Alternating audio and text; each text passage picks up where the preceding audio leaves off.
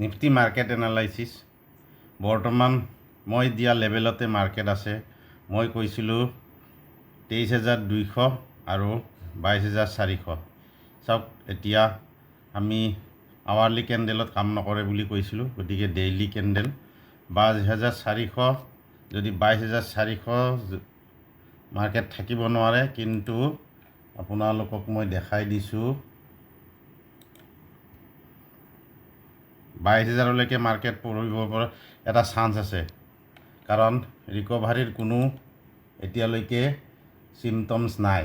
গতিকে এই চাওক 22,400ৰ ওচৰত আহিছে মাৰ্কেট, সম্পূৰ্ণ ডাউন ট্ৰেণ্ড। এতিয়া 22,700 ক্ৰছ নকৰালৈকে আপোনালোকে বাইঙত যাব নোৱাৰে।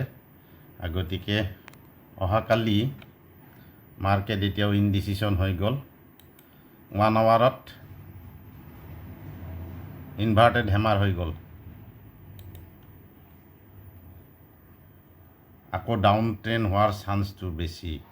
গতিকে কালি 22,600 হৈছে ৰেজিষ্টেঞ্চ আৰু 22,500 হৈছে ডাঙৰ ছাপৰ্ট। এইখিনিয়ে হৈছে কালিৰ ৰেঞ্জ। এই ৰেঞ্জত যদি ওপৰত যায় 22,600, তেতিয়াহ'লে 800লৈকে এটা বাইং এৰিয়া পাব, আৰু যদি 500 ক্ৰছ কৰে 400ত এটা ছাপৰ্ট আছে। কালি এইখিনিলৈয়ে ট্ৰেডিং কৰিব লাগিব। বাকী যিহেতু আমি অপশ্যন চেলাৰ, মাৰ্কেটত কিবা নহয় কিবা পোৱা যায়।